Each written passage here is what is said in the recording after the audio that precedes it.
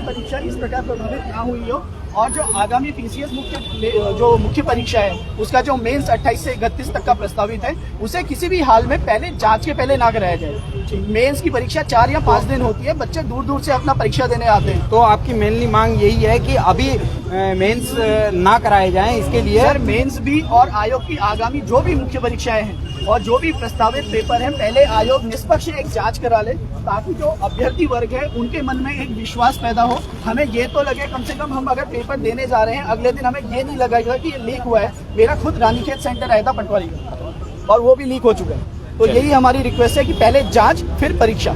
ठीक, thank you.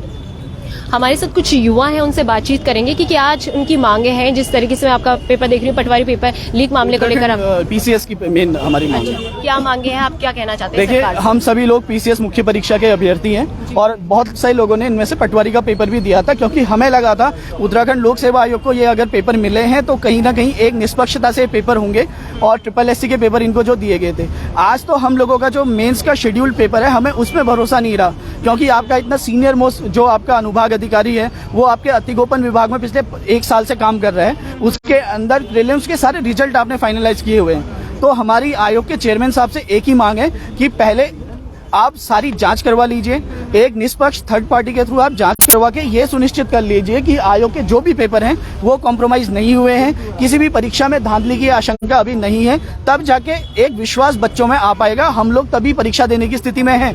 अगर कल के दिन हम मेंस दे देते हैं और भी कोई परीक्षा देते हैं और वो पेपर कल के दिन लीक हो जाता है, उस मेंटल ट्रॉमा का कौन जिम्मेदार होगा? हमें आज जागरण की एक रिपोर्ट के अनुसार हमें ये पता चला है पटवारी का पेपर जो STF ने आयोग को 7 तारीख को बता दिया था जनवरी को कि पेपर आपका लीक हो चुका है। उसके बावजूद आयोग ने किस नैतिक आधार पर 8 तारीख को पेपर करवाया और बच्चे दूर दूर से दिल्ली तक का बच्चा यहाँ पे DD हाट, बागेश्वर, रानीखेत जाके पेपर देके है। उसके संघर्ष और उसके जो पैसा खर्च हुआ और उसको जो मानसिक पीड़ा हुई उसका जिम्मेदार कौन है?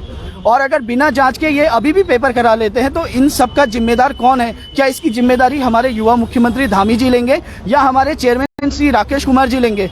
कल के दिन ये हमें क्या लिखित में गारंटी दे सकते हैं कि आयोग की कोई भी परीक्षा ऐसे निष्पक्ष हुई नहीं हो? तो हमारी एक मांग है कि आप अपनी जो मुख्य परीक्षा पीसीएस की 28 से प्रस्तावित है और ऐसी कोई भी परीक्षा आप तभी कराइए, पहले आप अपनी जांच करवाइए और ये सुनिश्चित कीजिए कि आपका कोई अधिकारी, कर्मचारी और आपकी कोई परीक्षा इस प्रकार प्रभावित नहीं हुई है। धन्यवाद। देखिए, जिस तरीके से युवाओं के साथ भर्ती परीक्षा के नाम पर बार बार धोखा हो रहा है, उसको लेके सरकार पहले जब सरकार आई थी तो साफ साफ कहती थी युवा सरकार है, युवा मुख्यमंत्री, युवा प्रदेश है। तो जिस तरीके से युवाओं के साथ खिलवाड़ हो रहा है तो ऐसे में आप सरकार को, युवा मुख्यमंत्री को क्या कहना चाहेंगे? हम धामी जी, हम उनका शुक्रिया भी पहले कर रहे थे क्योंकि उत्तराखंड में एग्जाम कैलेंडर और प्रॉपर भर्तियां आई थी, लेकिन वो भर्तियां देके फायदा किया जब हमें ही नहीं पता कि इस भर्ती में जेन्युइन बच्चे पास हो रहे हैं या पेपर लीक में पास हुए बच्चे हैं। आप देखिए, कल ही 20 SI निलंबित किए गए हैं जो 2015-16 में भर्ती हुए हैं। उनकी जगह 20 जेन्युइन बच्चे भी हो सकते थे। वो लोग आज भी धक्के खा रहे होंगे क्योंकि वो 20 लोग भ्रष्ट तरीके से परीक्षा में आए थे। तो क्या आयोग की बाकी परीक्षाओं में भी ये ना हो रहा हो? हम आयोग से इसीलिए रिक्वेस्ट कर रहे हैं कि आप प्रॉपर एक जांच करवाइए। हमें थोड़ा 1-2 महीना लेट हो जाएगा, हमें कोई समस्या नहीं है। कल के दिन कम से कम हम इस चीज में निश्चिंत होकर पढ़ तो पाएंगे कि पेपर हम देने जा रहे हैं वो बिका नहीं है, किसी ने खरीदा नहीं है। एक बहुत बड़ी परेशानी है युवाओं के साथ। आपने देखा यहाँ पे बच्चे खड़े हैं जो कि अपने पेपर्स की तैयारी कर रहे थे और उसको लेके देखिए पेपर लीक हो गए हैं और जो डेट है वो आगे बढ़ा दी गई है परीक्षाओं की। उसको लेके भी मेंटली बहुत ज़्यादा उन पर प्रेशर है कि देखिए PCS मुख्य परीक्षा स्थगित करो। इसको लेकर देखिए यहाँ पर बच्चे आए हुए हैं, उनसे हमने बातचीत करी, आपको दिखाया। और दूसरी तरफ अगर हम दिखाएंगे, आप यहाँ पर देखिए कि किस तरीके से कांग्रेस अपना मौन उपवास कर रहा है भर्ती परीक्षाओं में हुए घोटाले को लेकर। इस वक्त लाइव कवरेज आप देख रहे थे उत्तराखंड टीवी पे हल्द्वानी से।